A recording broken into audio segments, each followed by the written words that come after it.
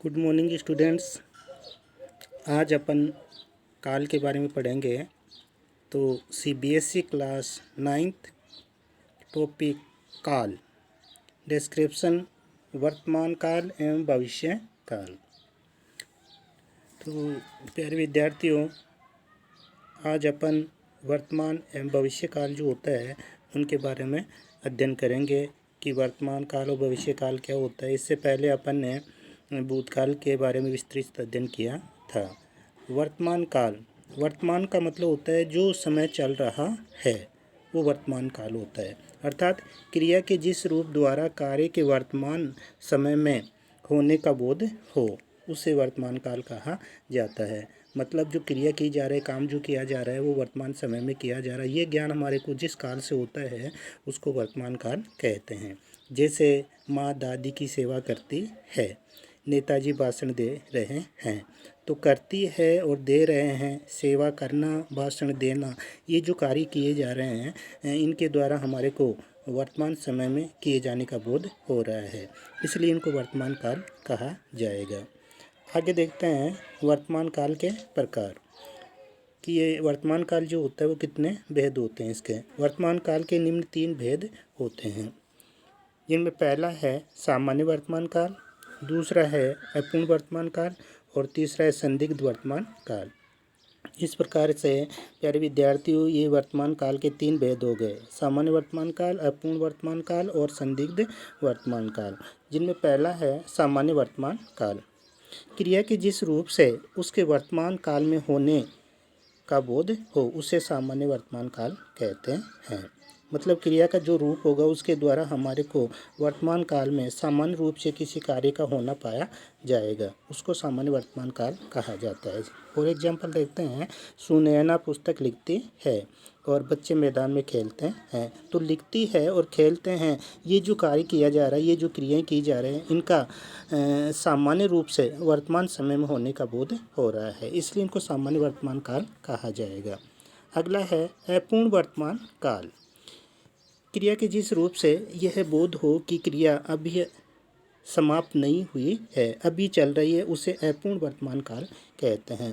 मतलब क्रिया के जिस रूप से हमारे को ये ज्ञान हो, ये बोध हो कि जो कार्य किया जा रहा है वो अभी समाप्त नहीं हो रहा है, मतलब अभी कार्य जारी है, अभी कार्य हो रहा है, वहाँ पे अपूर्ण वर्तमान काल कहते हैं। अपूर्ण का मतलब जो क्रिया पूर्ण नहीं होती है। जैसे आकाश और श्याम पतंग उड़ा रहे हैं।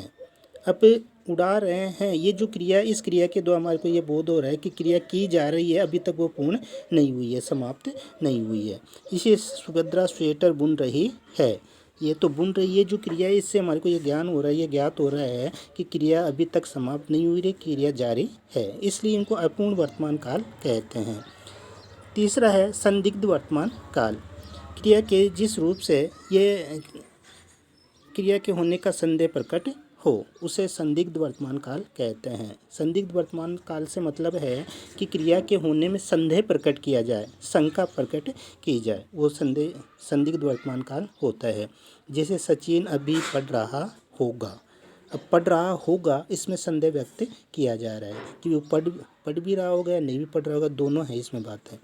माँ बाजार से आ चुकी होगी। अब आ चुकी होगी, ये जो क्रियापद है इसके द्वारा हमारे को ये ज्ञान हो रहा है कि माँ जो है कर्ता वो बाजार से आ गई है या नहीं, दोनों स्थितियाँ इसमें हो सकती है, इसलिए संदेह प्रकट किया जा रहा है। इसलिए क्रिया के होने में संदेह हो, शंका हो, वहाँ पे संदिग्ध वर्तमान काल होता है। तो इस प्रकार से ये 3 प्रकार के वर्तमान काल हुए, सामान्य वर्तमान काल, अपूर्ण वर्तमान काल और संदिग्ध वर्तमान काल। आगे देखते हैं भविष्य काल। भविष्य का मतलब होता है कि आने वाले समय में कार्य किया जाए, क्रिया की जाए, वो भविष्य काल होता है। तो क्रिया के जिस रूप से ये ज्ञात हो कि क्रिया आने वाले समय में होगी उसे भविष्य काल कहते हैं। मतलब आने वाले समय में किया जाने वाला जो कार्य होता है वो भविष्य काल का होता है। जैसे उदाहरण है इसमें, हम आज मैच खेलेंगे, हम आज मैच खेलेंगे, अरुणिमा परीक्षा देने दिल्ली जाएगी। तो आने वाले समय में ये क्रियाएं की जा रही, मैच खेलना, दिल्ली जाना परीक्षा देने के लिए, तो आने वाले समय में क्रियाएं की जा रही है, इसलिए इन दोनों उदाहरणों में भविष्य काल होगा। आगे देखते हैं भविष्य काल के भेद। भविष्यकाल के निम्न 3 प्रकार होते हैं। भविष्यकाल के भी 3 भेद होते हैं, जिनमें सामान्य भविष्यकाल, संभाव्य भविष्यकाल और हेतु मत भविष्यकाल। तो पहला है सामान्य भविष्यकाल। यदि कोई कार्य भविष्य में सामान्य ढंग से किया जाए उसे सामान्य भविष्यकाल कहते हैं। मतलब आने वाले समय में क्रिया सामान्य ढंग से की जाती है, वहाँ पे सामान्य भविष्यकाल होता है। उदाहरण के रूप में देखते हैं, लता जी फिल्म में गीत गाएगी, अध्यापक नया पाठ पढ़ाएंगे। तो ये सामान्य रूप से क्रियाएं आने वाले समय में की जाए, जैसे गीत गाएगी, पाठ पढ़ाएंगे, तो आने वाले समय में ये सामान्य रूप से क्रियाएं की जा रही है, इसलिए इनको सामान्य भविष्यकाल कहा जाएगा। दूसरा है संभाव्य भविष्यकाल। यदि आने वाले समय में क्रिया के होने तथा करने की संभावना पाई जाए उसे संभाव्य भविष्यकाल कहने का मतलब है कि आने वाले समय में क्रिया के करने की संभावना प्रकट की जाती है, वहाँ पे संभाव्य भविष्यकाल होता है। जैसे शायद कल हम खाटू श्याम में मंदिर घूमने जाएं। शायद कल हम खाटू श्याम मंदिर में घूमने जाएं, तो इसमें संभावना प्रकट की जा रही है।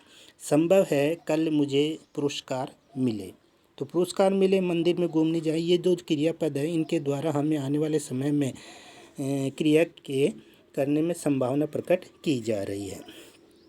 अगला है हेतु मत भविष्यकाल। क्रिया के जिस रूप से यह बोध हो कि आने वाले समय में होने वाली क्रिया किस कारण या शर्त पर निर्भर हो उसे हेतु मत भविष्यकाल कहते हैं। तो हेतु मत भविष्यकाल का मतलब हुआ है कि जो क्रिया की जा रही है आने वाले समय में, तो उसके सामने क्या या वो क्रिया किस कारण से की जा रही है, किस शर्त के वशीभूत होकर के वो क्रिया की जा रही है आने वाले समय में, वहाँ पर हेतु मत भविष्यकाल होता है। जैसे उदाहरण, यदि तुम बुलाओगे तो मैं अवश्य आऊँगा, तो इसमें शर्त रखी गई है बुलाने की, और दूसरी जो क्रिया है आने की, तो ये शर्त के कारण कहा गया है कि तुम बुलाओगे तो मैं आऊँगा। इसी तरह यदि आप मेहनत करोगे तो अवश्य प्रथम आओगे, तो इसमें एक कारण है कौन सा, मेहनत करने का, और फिर आप प्रथम आओगे। तो आने वाले समय में जो क्रिया की जाती है वो क्रिया किसी कारण या शर्त के रूप में की जाती है, तो वहाँ पर हेतु मत भविष्यकाल होता है। तो प्यारे विद्यार्थी, इस प्रकार से ये सामान्य वर्तमान काल के 3 भेद और भविष्य काल के भी 3 भेद होते हैं। तो प्यारे विद्यार्थी, इनका अध्ययन करें और इनके बारे में विस्तृत जानकारी और भी हासिल करें। तब तक के लिए धन्यवाद।